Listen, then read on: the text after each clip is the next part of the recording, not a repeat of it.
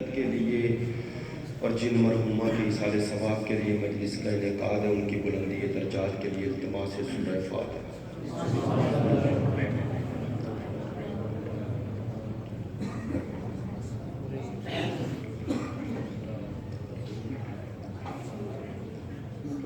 اللہم اغفر للمؤمنین والمؤمنات والمسلمین والمسلمات الاحیاء منهم تابع اللہم بیننا وبینہم بالخیرات انکا مجیب دعواتنا۔ اعوذ باللہ من الشیطان اللعین الرجیم، بسم اللہ الرحمن الرحیم۔ الحمدللہ الذی جعلنا من المتمسکین بولایت امیر المؤمنین واولادہ المعصومین صلوات اللہ علیہم اجمعین۔ الحمدللہ علی ما انعم ولہ الشکر علی ما انعم والثناء بما قدم والصلاة والسلام والتحیۃ والاکرام علی سیدنا و مولانا حبیبنا و حبیب قلوبنا شفیعنا ابی القاسم محمد اللہم صلی علی محمد وآل محمد وآلہ الاطیبین الاطہرین الاجمدین الامجدین الذین اذہب اللہ عنہم الرجس وطہرہم تطہیرا۔ اللہم صلی علی محمد وآل محمد واللعنۃ الدائمۃ علی منکری فضائلہم وغاصبی حقوقہم من الآن الی قیام یوم الدین۔ اما بعد فقد قال سبحانہ وتعالی فی کتابہ المجید، بسم اللہ الرحمن الرحیم، انا اعطیناک الکوثر فصل لربک وانحر ان شانئک هو الابتر۔ صدق اللہ العلی العظیم۔ ان اللہ وملائکتہ یصلون علی النبی یا ایہا الذین آمنوا صلوا علیہ وسلموا تسلیما۔ اللہم صلی علی محمد وآل محمد۔ آپ تمام حاضرین کی صحت و سلامتی کے لیے، مقامات مقدسہ کی حفاظت کے لیے، مجاہدین اسلام اور مدافعین حرم اہل بیت کی کامیابی و کامرانی کے لیے، دشمنان دین، یزیدیت، ناصبیت، خارجیت کی نیستی و نابودی کے لیے، تعجیل ظہور امام زمان کے لیے، ہمارے ملک کے استحکام کے لیے، مریضوں کی شفا یابی کے لیے، مرحومین بالاخص جن مرحومین کے ایصال ثواب کے لیے مجلس کا انعقاد ہے، ان کی بلندی درجات، علماء کرام، ذاکرین عظام، مراجع کرام، عزاداران سید الشہداء، محبین شیعہ اور سنی اہل بیت کی توفیقات خیر میں اضافے کے لیے، تمام دعاؤں کی قبولیت کے لیے، تمام دعاؤں کی قبولیت کے لیے بلند تر صلوات۔ اللہم صلی علی محمد وآل محمد۔ عزیزاً محترم، اگرچہ ایصال ثواب کے لیے مجلس کا انعقاد ہے، وقت جو پیش نظر تھا وہ گزر چکا، تبرکاً آپ کی خدمت عالیہ میں برادر بزرگوار کی حکم کی تعمیل میں حاضر ہو گیا ہوں۔ وقت کافی راستے میں ضائع ہو گیا، رابطہ نہ ہو سکا پر وقت جس طرح کہا گیا تھا۔ ایام فاطمیہ ہے، ماہ جمادی الثانی، اسلامی نقطہ نظر سے 3 جمادی الثانی کو پیغمبر ختمی مرتبت کی دختر گرامی حضرت سیدہ سلام اللہ علیہ اللہم صلی علی محمد وآل یوم شہادت ہے، اور آپ جانتے ہیں ہمارے برادران اہل سنت کے نزدیک بی بی کی شہادت یا وفات ماہ رمضان میں ہے، لیکن بی بی کی ولادت کے بارے میں شیعہ سنی تقریباً دونوں متفق ہیں، وہ بھی ماہ جمادی الثانی میں ہی ہے، 20 جمادی الثانی۔ تو گویا ایک مرحومہ کا تذکرہ، اور میں نے مناسب سمجھا مختصر سے وقت میں سیدۃ النساء العالمین کا تذکرہ ہو جائے۔ میں نے بی بی دو عالم کے مقام و مرتبے کو بیان کرنے کے لیے ایک آیت کا نہیں پورے سورہ کی تلاوت کی ہے، اسے سورہ کوثر کہا جاتا ہے۔ سورہ کوثر میں حضرت سیدہ کا تذکرہ کیسے ہے؟ سوال ہے کہ آپ نے کہا کہ میں نے سورہ کوثر پڑھا، تو اس میں کیسے ہے؟ حضرت سیدہ سلام اللہ علیہا کا تذکرہ ہے، کیسے ہے؟ بس یہی تھوڑا سا عرض کرنا ہے۔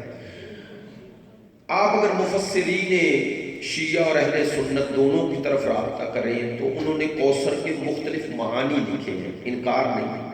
کوثر کا معنی نہر لکھا، کوثر کا معنی کثرت لکھا، کوثر کا معنی پیروکاروں کی تعداد میں کثرت لکھا، لیکن وہ تمام معانی اپنی طور پر مفہوم کوثر میں آ سکتے ہیں، لیکن اس سورہ کوثر میں جو سب سے واضح اور اتم و اکمل معنی ہے کوثر کا، اس کا ذکر خود سورہ کوثر میں موجود ہے کہ اس کا مصداق کوثر کا سب سے پہلا واضح اتم و اکمل مصداق کون بن سکتا ہے؟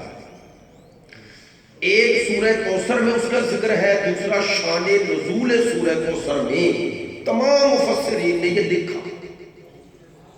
وہ پس منظر بیان کر دوں تاکہ اس سورہ کوثر میں مصداق کوثر کی طرف آپ متوجہ ہو جائیں۔ وہ یہ ہے کہ سرکار دو عالم، وجہ تخلیق کائنات، مقصود حیات، رحمت للعالمین، بشیر و نذیر، پروردگار عالمین کی رحمت کل کا مظہر کل۔ سرکار دو عالم مکہ مکرمہ میں تشریف فرما ہے اور آپ کے پے در پے بیٹے دنیا سے تشریف لے گئے۔ آپ جانتے ہیں حضرت خدیجہ سے اللہ نے آپ کو جو بیٹے عطا فرمائے ان میں ایک بھی زندہ نہ رہا۔ جب حضرت قاسم کی وفات ہوئی آپ کے لخت جگر، تو آپ تفسیر فخر الدین رازی پڑھ لیں، دوسری تفاسیر پڑھ لیں، اس میں درج ہے کہ سرکار دو عالم حضرت قاسم کی تدفین کے بعد آ رہے تھے، اور جب کعبے کے قریب گزرے تو آس بن وائل الف عین الف صاد، آس بن وائل یہ اپنے کچھ لوگوں کے ساتھ بیٹھا ہوا ہے، مشرکین مکہ کے ساتھ۔ سرکار اس کے پاس سے گزرے، اس نے سرکار کو دیکھ لیا۔ جب دیکھا تو سرکار کو تانا تمسخر اڑایا، تانا یہ دیا کہ محمد کا کوئی بیٹا ہی نہیں بچا۔ جب بیٹا نہیں بچا تو یہ ابتر ہے، نعوذ باللہ۔ یہ نعوذ باللہ میں کہہ رہا ہوں، اس ملعون نے کہا یہ ابتر ہے۔ ابتر اسے کہتے تھے عرب میں جو دم بریدہ ہو، آسان لفظوں میں جس کا کوئی نام لینے والا نہ رہے۔ تمام مفسرین نے لکھا سرکار کو یہ تانے ابتر دینے والا آس بن وائل، سب نے لکھا۔ اس میں کوئی اختلاف مذہبی مسل کی ہے ہی نہیں۔ اب سنیں، تانے ابتر دیا جب دشمن نے، اور سورہ کوثر میں لفظ ابتر موجود ہے، توجہ نہیں ہوئی۔ آخری آیت پڑھ لیں، میں خطابت نہیں کرتا، میں آپ تک بات پہنچانا چاہتا ہوں۔ تھوڑے سے ٹائم میں کچھ آپ، ظاہر ہے جب اصالِ ثواب کے لیے مجلس ہوتی ہے تو ہمارے الحمدللہ تمام تر فتنوں کے، پروپیگنڈے کے باوجود جو کچھ مسلمانوں کو دور کرنے کے لیے کیا جا رہا ہے، الحمدللہ عوام ان لوگوں سے جو شریر اور فتنہ گر ہیں ان سے زیادہ سمجھدار ہے، اور یہی وجہ ہے کہ ہمارے مرنے پہ ہم سب ایک ہو جاتے ہیں، اور ایک ہے انشاءاللہ۔ اس لیے بات اسی تناظر میں کر رہا ہوں اور آپ تک پہنچنی چاہیے تاکہ آج کی مجلس کا مرحومہ کو جہاں ثواب ملے وہاں آپ کے لیے بھی باعث معرفت بن جائے۔ اور سیدہ سب شیعہ سنی نے لکھا سیدہ وہاں پر چونکہ سرکار کی بیٹی، اور وہ حدیث بھی انشاءاللہ میں آپ کی خدمت میں عرض کروں گا، سیدہ کا مقام اس سے بڑا کیا ہوگا کہ وہاں شفاعت کرنے والوں میں ایک نبی کی بیٹی بھی ہے، شافیہ روز محشر، شافیہ۔ تو عرض جو کر رہا ہوں، تانا ابتر دیا۔ اب آیت میں جو لفظ ہے وہ آپ کے ذہنوں میں آ گیا، الحمدللہ آپ نے متوجہ ہو گئے۔ آخری ٹکڑا سورہ کوثر کا کیا ہے؟ اِنَّا شَانِئَکَ هُوَ الْأَبْتَرُ، تحقیق تیرا دشمن ابتر رہے گا، بلکہ ابتر ہے۔ جب یہ آیت اتر رہی تھی تو اللہ کہہ رہے کہ وہ ابتر ہو گیا، اس نے تجھے تانے ابتر دیا، میرا حبیب، میرا محبوب، تجھے تانے ابتر دیا، اور جواب تو نہیں دے رہا، میں دے رہا ہوں۔ تجھے تانے ابتر دیا گیا۔ اب اس آس بن وائل کا یہ تانا تاریخ میں موجود ہے، یہ لفظ موجود ہے، اس نے کہا حاضر محمد ابتر، کہ یہ ابتر ہو گئے نعوذ باللہ۔ تو سرکار نے اس میں بھی ہمارے لیے ایک اخلاقی پہلو رکھا، وہ کیا؟ جب یہ تانے ابتر سرکار کو دے رہا تھا تو سرکار نے سنا، لیکن اسے جواب نہیں دیا، اس سے متوجہ نہیں ہوئے۔ کیوں نہیں ہوئے؟ بھئی شیعہ سنی بھائیو سنو، یہ ہے سرکار کی سیرت میں ہمارے لیے درس۔ اس نے تانے ابتر دیا، سرکار اس کو مخاطب نہیں ہوئے۔ کیوں نہیں ہوئے؟ تاکہ تمہیں سمجھاؤں کہ اعلیٰ ظرف لوگ کمینوں سے مخاطب نہیں ہوتے۔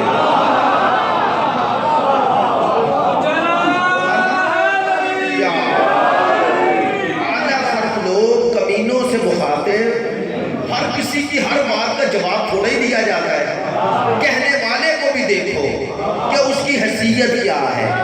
جو پستیوں پہ کھڑا ہے اسے بلندیوں پہ کھڑا جواب کیوں دے؟ اسے پستیوں میں ہی رہنا چاہیے، اسے اسی جہالت، اسی کینے، اسی بغض میں، اسی اناد میں مر جانے دو، اسے جواب دے کے حمیت نہیں دی جاتی۔ توجہ ہے؟ اب تانے ابتر دیا، سرکار رنجیدہ ہوئے، یہ ہے میرے سرکار کا مقام۔ سرکار کو تانے ابتر دیا، سنا ضرور، رنجیدہ ہوئے، لیکن اسے مخاطب نہیں دیتے۔ اللہ اکبر۔ اور اپنے اس غم، اپنے اس دکھ، اپنے اس رنج کا اظہار کسی سے نہ کیا، حضرت خدیجہ الکبریٰ سے بھی نہ کیا، کسی سے نہیں کیا، لیکن یہ ہے مقام مصطفیٰ۔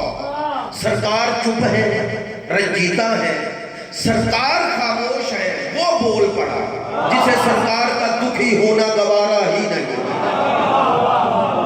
اللہ اکبر۔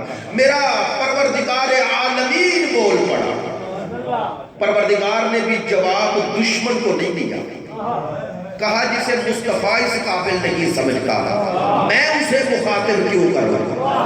کہا میرا حبیب تجھے دکھ ہوا ہے، تو رنجیدہ ہوا ہے، لے میں تجھے اس دشمن کے تانے ابتر کا جواب میں دے رہا ہوں، میں دے رہا ہوں، میں خدا نہیں۔ جملہ بدل تو معذرت چاہتا ہوں، اسے اسی پیمانے میں لے۔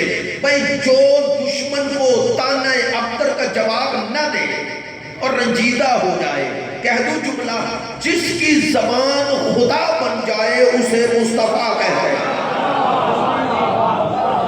جس کے دل کی ترجمانی پروردگار عالمین کرے۔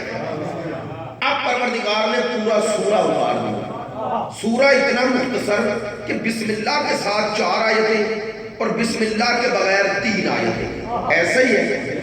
اور آپ جانتے ہیں، علماء سے پوچھ لیجئے گا، سرکار دو عالم نے اس سورہ کوثر کے نزول کے بعد اس سورہ کوثر کو دیوار کعبہ سے چسپاں کر دیا، اور تمام فصحائے عرب، وہ 7 ثمانیہ جو کہا جاتا ہے، ان 7 عرب کے بڑے فصحاء کے جو کلام لکھ کے انہوں نے دیوار کعبہ سے چسپاں کیے ہوئے تھے، سرکار نے ان میں اس کلام کو چسپاں کیا اور کہا آؤ اپنی فصاحت و بلاغت پر ناز کرنے والوں اس سورے جیسا ایک سورہ لاؤ۔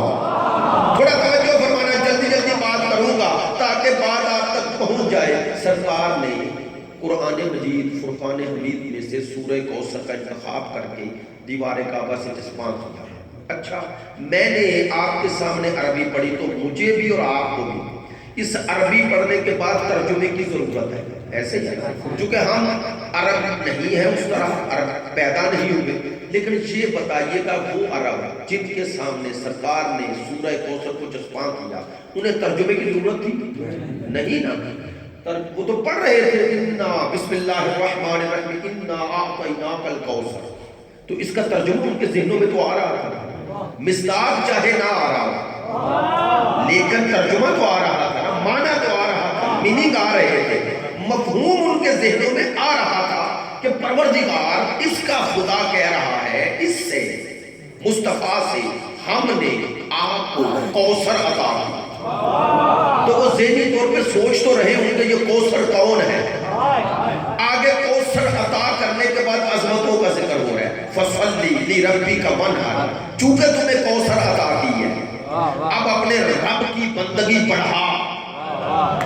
ونہر کے دو معنی، بعض نے کہا قربانی کر، بعض نے کہا نہیں، چونکہ نہر جانور کو یہاں سے کیا جاتا ہے اور جب ہم رفع یدین کرتے ہیں تو ہاتھ یہاں تک اٹھانا مستحب ہے، تو کہا گیا، بعض نے کہا تکبیر بلند کر، تکبیر بلند کر، علماء نے کہا قرین قیاس یہ مرحلہ ہے، یہ معنی کیوں؟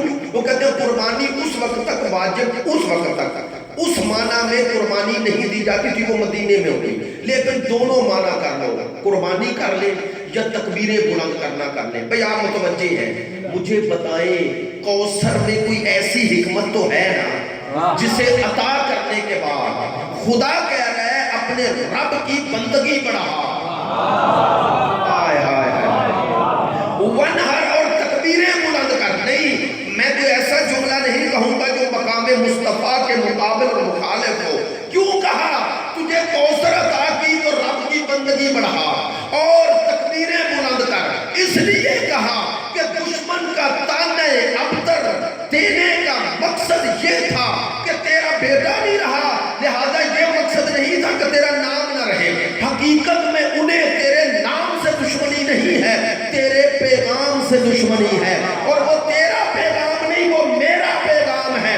کہا یہ چاہتے تھے یہ پیغام مکے کی اس وادی میں دب جائے، میں نے تجھے کوثر کی شکل میں ایسی ہستی عطا کر دی ہے جس کے ذریعے تیرا نام بھی رہے گا، تیرا پیام بھی رہے گا۔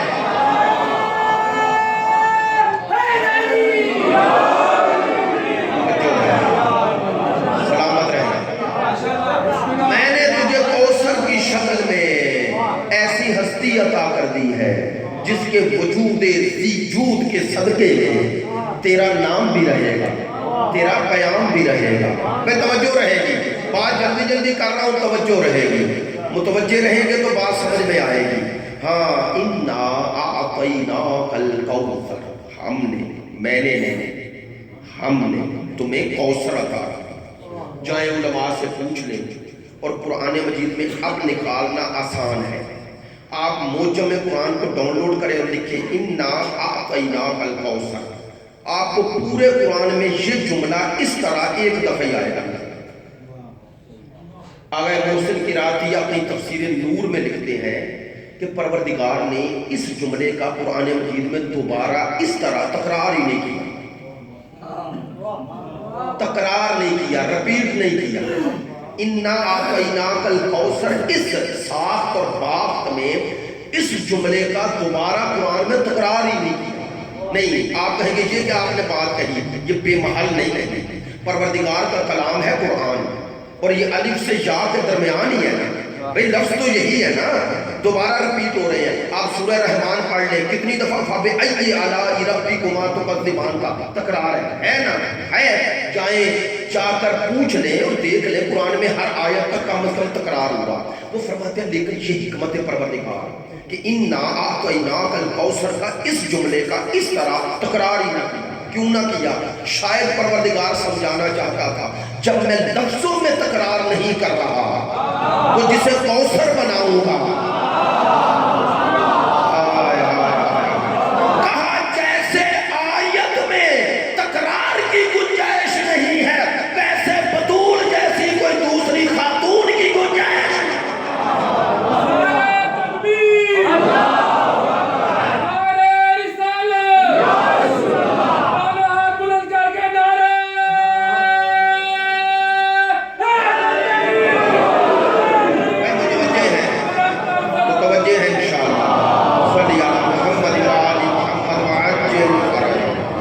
میری بات میں توجہ رہے گی تو بات پہنچے گی. میں منہاج القرآن گیا علامہ ڈاکٹر طاہر القادری صاحب کے لیے، تو انہوں نے مجھے وہاں ان کے جو شاگرد ہیں، دوست تھے کچھ میرے، انہوں نے مجھے ایک کتاب دی جس میں علامہ طاہر القادری صاحب نے اس چیز کو کہا ہے کہ یہ صوفیہ کرام میں، اہل سنت میں صوفیہ کرام کا یہ نقطہ نظر آیا کہ چونکہ سرکار نے سیدۃ النساء العالمین سیدہ کو کہا، وہ فرماتے ہیں لہذا سیدہ کی برتری اس امت میں قیامت تک کے لیے ہر خاتون پر ہے. آج میری بات پہنچ جائے، میں نے لفظ جو کہا ہے غور کیجیے گا. وہ کہتے ہیں سیدہ تمام خواتین عالم پر سردار ہے، برتر ہے، بہتر ہے. اور فرماتے ہیں کہ یہ عقیدہ اہل سنت کے بھی مطابق، اور علامہ علوسی نے اسی طرح علامہ فخر الدین رازی نے تو باقاعدہ دلیل دی ہے. دلیل یہ دی ہے، وہ فرماتے ہیں گزشتہ امتوں میں حضرت مریم اور حضرت مریم کے بارے میں قرآن میں ہے کہ ہم نے آپ کو چنا، ان اللہ اصطفیک وطہرک واصطفیک علی نساء العالمین، آیت ہے نا. تو فرماتے ہیں اگر سنیے گا، علامہ فخر الدین رازی فرماتے ہیں اگر امت مصطفیٰ جس کے بارے میں خدا نے کہا کہ امت خیر ہے، فرمایا نا کنتم خیر امت، تم امت خیر ہو، امت خیر، بہتر، برتر. توجہ رہے، فرماتے ہیں یہ امت بہتر ہے، انکار نہیں، لیکن کس کی وجہ سے؟ سرکار کی وجہ سے. ہم امت خیر کس کی بدولت بنے؟ سرکار کی وجہ. فرماتے ہیں اگر جن میں رسول آیا، اگر جن میں رسول آئے وہ امت عام امتوں جیسی نہیں رہتی، تو جو رسول سے ہے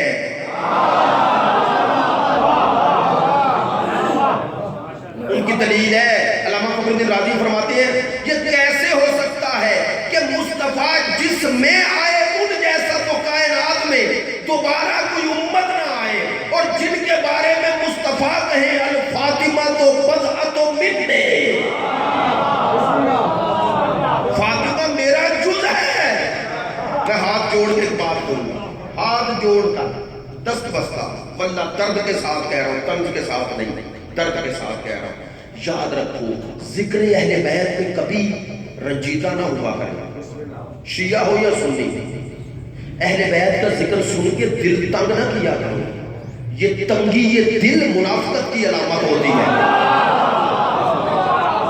میں نہیں کہہ رہا، سرکار نے فرمایا، سرکار نے فرمایا. اور میں یہ اب یہاں نہیں کہہ رہا، یہ اکبر قادری صاحب جانتے ہیں، ان کے گاؤں سارے پاکستان میں پڑھتا ہوں، میں یہ کہتا ہوں خدا کی قسم میں شیعوں سے کہتا ہوں آپ اہل سنت کے بھائی ہیں، اہل سنت سے کہتا ہوں آپ شیعوں کے بھائی ہیں.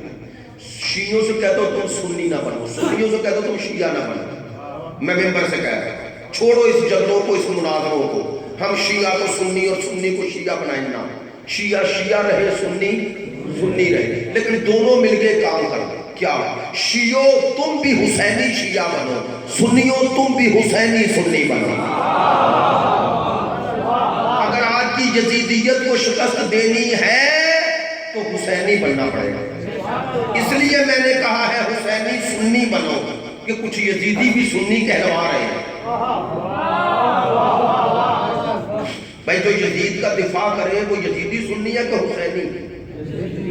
جس کو جو پیارا ہوتا ہے اسی کا دفاع کرتا ہے. ہاں الحمدللہ ممبر پہ کہہ رہا ہوں، سجدہ کے مسئلے پر یا یزید زندہ باد کے مسئلے پر جس طرح اہل سنت علماء سے لے کر سجادہ نشینوں تک جس طرح عام اہل سنت نے رد عمل دکھایا، وہ اس بات کی دلیل ہے کہ انہیں مجھ سے گلہ ہو سکتا ہے، آپ سے بھی گلہ ہو سکتا ہے، اہل بیت سے نہیں. توجہ ہوگی. اب یہ بات شیعوں کو اچھی نہیں لگے گی، نہ لگے، میں تو یہ ممبر پہ کہوں گا ہاں انہیں اہل بیت سے مسئلہ نہیں ہے، اہل بیت سے مسئلہ نہیں ہے. کیوں؟ چونکہ اہل بیت کا مسئلہ شیعہ سنی کا مسئلہ نہیں ہے، اہل بیت کا مسئلہ سرکار کا مسئلہ ہے. آپ نے توجہ نہیں فرمائی ہے. اہل بیت کا مسئلہ خدا کا مسئلہ ہے. آخری جملے انشاءاللہ سورہ کوثر پر تفصیلی گفتگو کبھی آیا اس عنوان سے تو کروں گا، لیکن ایک جملہ کہہ کے آپ کی زحمت ختم کرتا ہوں. اِنَّا أَعْطَيْنَاكَ الْكَوْثَرَ. ہم نے آپ کو کوثر عطا کی. عطا جائیں جا کے علماء سے پوچھ لیں عطا یؤتی، عطا کا معنی کیا ہوتا ہے؟ عطا اور جزا میں فرق ہوتا ہے.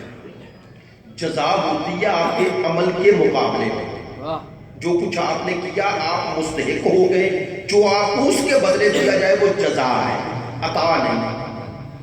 عطا ہوتی ہے کہ جو دینے والا آپ کے عمل کی بنیاد پہ نہیں، آپ کی عظمت کی بنیاد پر، آپ سے اظہار محبت کی بنیاد پہ جو دے اسے کہتے ہیں عطا. نہیں آسان کروں، کہتے ہیں کہ عطا کا آسان ترجمہ ہدیہ ہے، چونکہ ہدیہ بغیر تقاضے کے دیا جاتا ہے. ایسا ہی ہے. تو اللہ کہہ رہا ہے ہم نے تمہیں کوثر عطا کی ہے. خدا نے مصطفیٰ کو کوثر عطا کی. کیا معنی؟ کیا معنی؟ دونوں طرف دیکھ لو. یہ عطا کرنے والی ذات ہے رب العالمین، جسے عطا کیا وہ ہے رحمت للعالمین. اور اگر عطا کرنے والی ذات اور جسے عطا کیا وہ ایسی ہو تو جس شے کو عطا کے طور پر دیا جائے وہ کس عظمتوں کی مالک ہونی چاہیے. بس اللہ نے کہا میں ہوں رب العالمین، جسے عطا کی وہ ہے رحمت للعالمین، اور جسے ہدیہ بنایا وہ ہے سیدۃ النساء. بی بی کی ذات پر نظر چلاوا.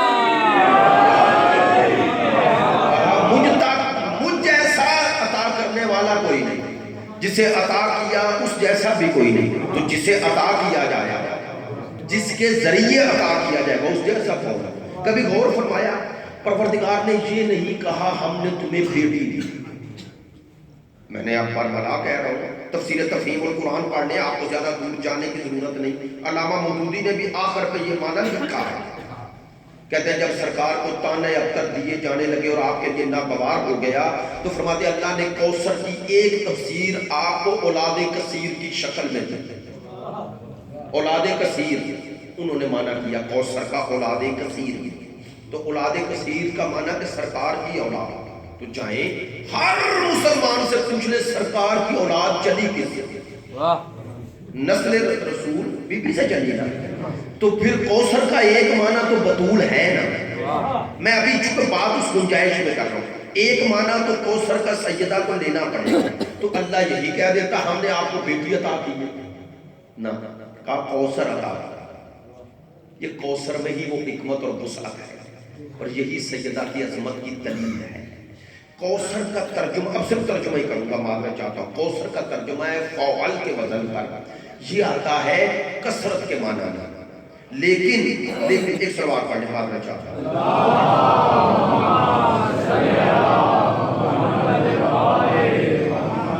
کوثر فعل کے وزن پر حضرت عبداللہ ابن عباس کہتے ہیں ہر کثرت کو کوثر نہیں کہتے، ہر کثرت کو کوثر نہیں کہتے ہیں، اس کثرت کو کوثر کہتے ہیں جس میں خیر ہے.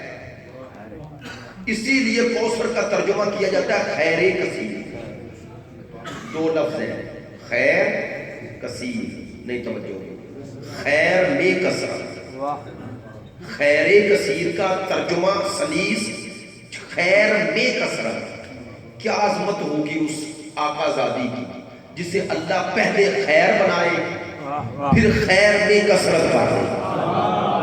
نہیں یار یوں نہیں، تاکہ بات بالکل اختتام پہ ہے، آپ تک بات اسی تناظر میں رہے تو آپ انشاءاللہ دعا بھی دیں گے. خیر کثیر دو لفظ ہے نا، یہ کثیر کس نے کہا؟ اللہ نے. پروردگار کا کثیر کتنا ہوتا ہے؟ اچھا نہیں یوں نہیں، مخالف سے اسے دیکھو. پروردگار فرماتا ہے ان تعدوا نعمت اللہ فلا تحصوها. اگر میری نعمتیں شمار کرنا چاہو تو شمار کون سی نعمتیں؟ یہ جو اللہ نے دی، آنکھ کان زبان، یہ کائنات میں. اللہ کہتا ہے اسے شمار کرو تو شمار نہیں کر سکتے. لیکن جائیں قرآن پڑھ لیں، پروردگار فرماتا ہے یہ جو تم شمار نہیں کر سکتے یہ سارا متاع قلیل ہے. یہ کیا ہے؟ قلیل. نہیں توجہ ہوگی مادہ چاہتا جس کا قلیل شمار میں نہ آئے. توجہ ہو گئی ہے؟ جس کا قلیل شمار میں نہ آئے اس کا کثیر کہاں شمار میں آئے. اسی لیے کہا یہاں کوثر آئی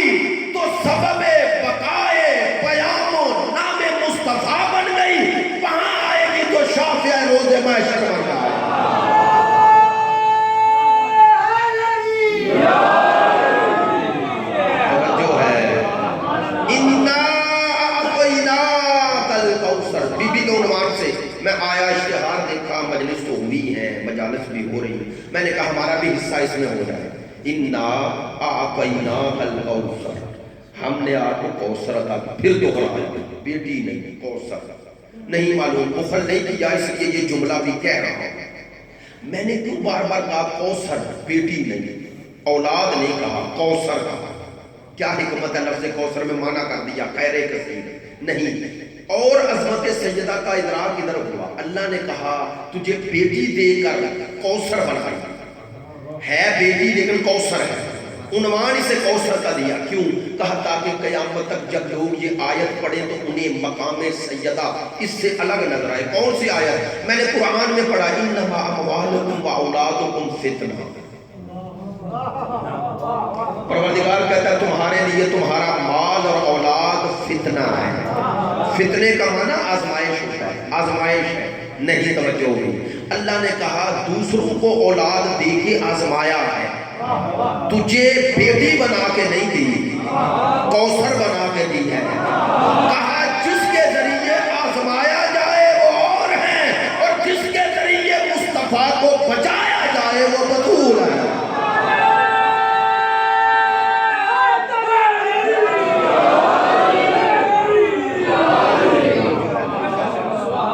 ہم نے بطول کے ذریعے تمہیں بچایا ہے، تمہیں آزمایا نہیں.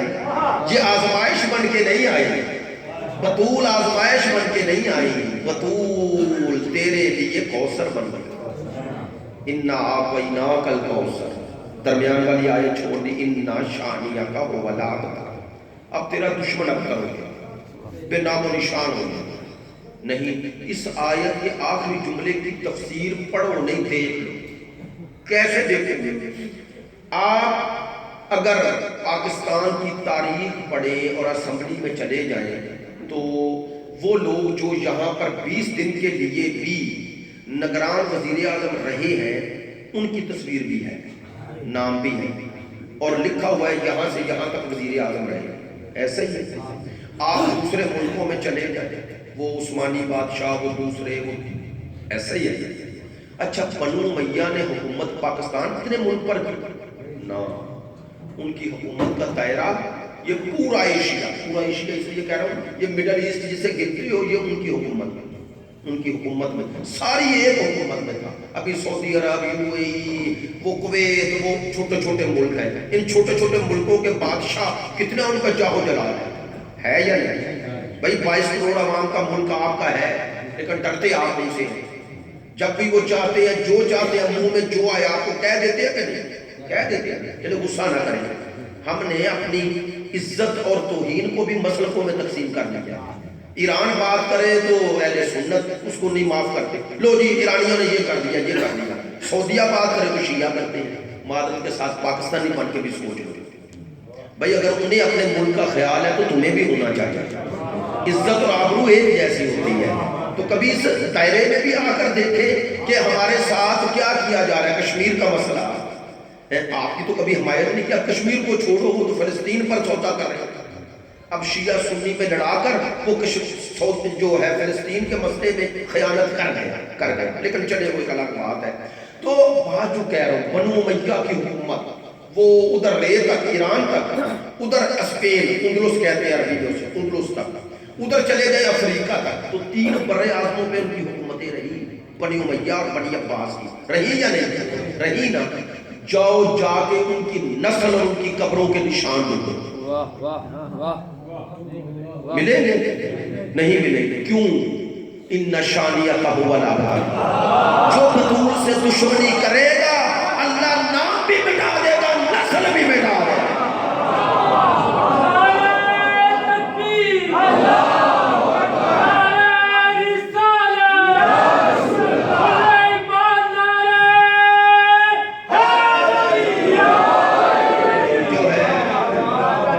میری بات کا توجہ ہے. ان شانیہ هو الابتر. ابتر کی تفسیر کیسے کی؟ ہر دشمن بطول کو بے نام کر دیا، عبرت بنا دیا. عبرت اور نسل بطول اور بطول کی نسل سے وفا کرنے والوں کا نام بھی پیام بھی دونوں زندہ رہا. کیسے؟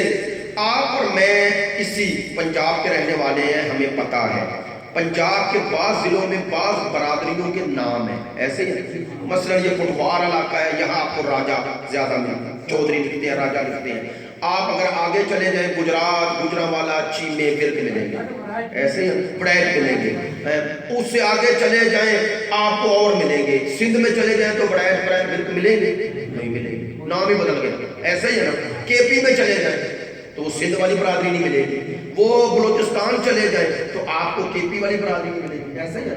ایران چلے جائیں تو پاکستان والی برادری کا نام ہے نہیں، وہ آگے عربوں میں چلے جائیں تو ایرانی نام ہے نہیں، یورپ چلے جائیں تو کوئی نہیں۔ لیکن جاؤ پوری دنیا پھر لو، ایک نام کی ایک ہی نسل پوری کائنات میں صرف بطول کے ملے گی۔ میں نے بات کہنی ہے، اللہ نے نسل بطول کو پوری کائنات میں پھیلا کر اتنا شان کہو بلابتر کی عملی تفسیر کو زندہ رکھا ہے۔ توجہ ہے،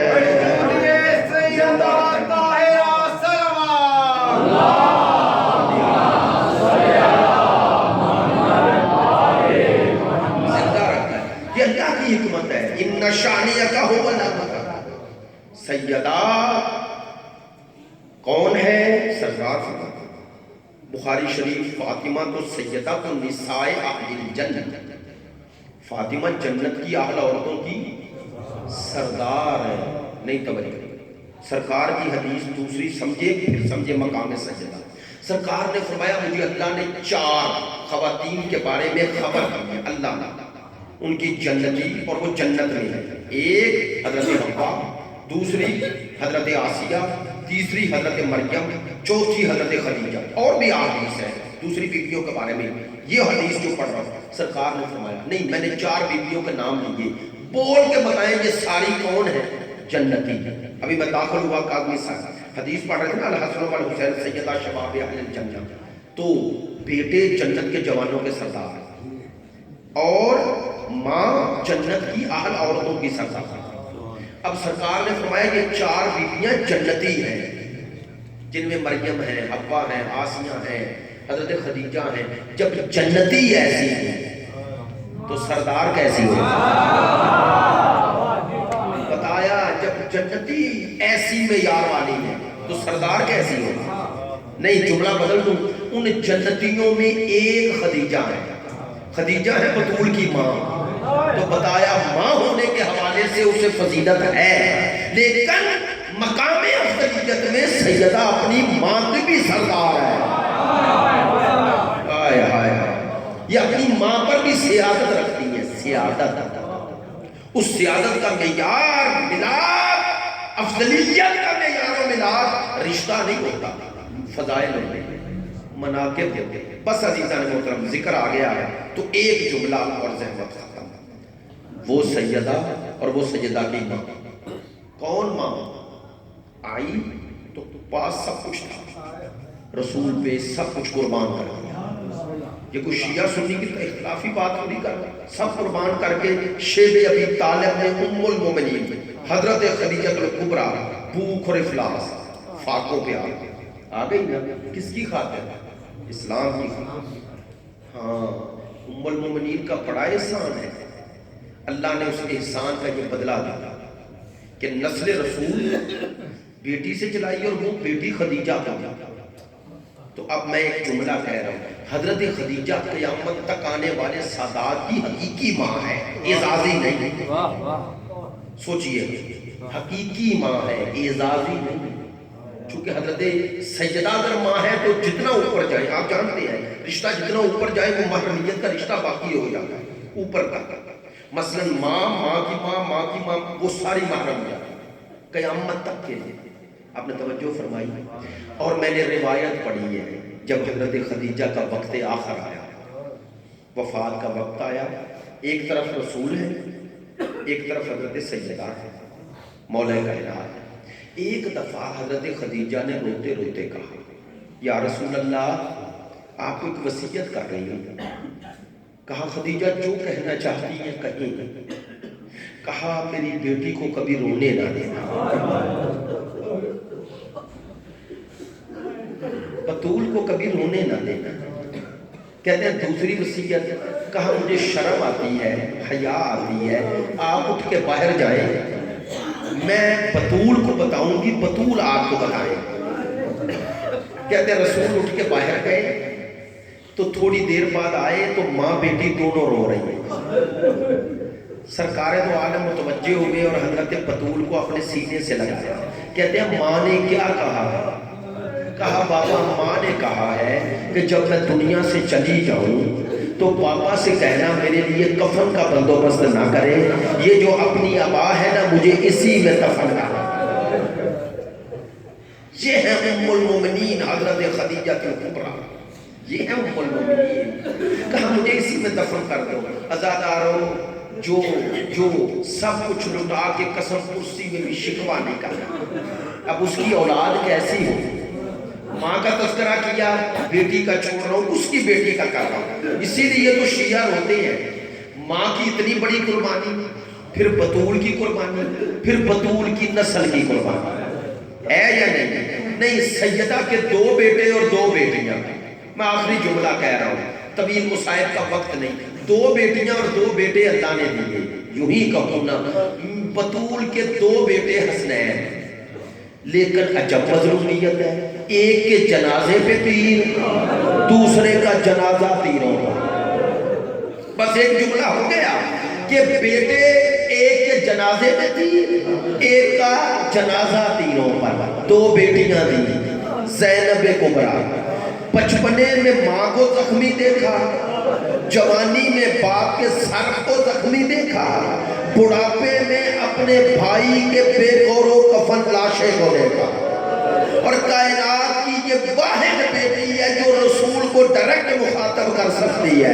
کہتے ہیں جب میری آقا زادی 11 محرم کو اپنے بھائی کے لاشے پہ آئی، یہ مصائب شیعہ سنی دونوں بھائیوں کے لیے پڑھ رہا ہوں، اور میں ابن کثیر سے پڑھ رہا ہوں، البدایہ والنہایہ سے پڑھ رہا ہوں۔ کہتے ہیں جب رسول کی بیٹی مقتل میں آئی نا اور اپنے بھائی کا لاشا بے گور و کفن دیکھا، نہیں صرف بے گور و کفن نہ، لاشے پہ گھوڑے دوڑے ہوئے، ایک دفعہ اسی حالت میں ناکے پہ سوار بی بی اور لاشے پہ نظر پڑی، کہتے ہیں بی بی نے پلٹ کر اپنے بھتیجے کو دیکھا، حسین کے بیٹے امام زین العابدین کو دیکھا، اللہ جانے سید الساجدین کے چہرے پر جناب سیدہ زینب کو کیا نظر آیا کہ علماء لکھتے ہیں بی بی نے ناکے کے بیٹھنے کا انتظار نہیں کیا، بی بی نے سید الساجدین کو متوجہ کرنے کے لیے اپنے آپ کو ناکے سے یوں گرایا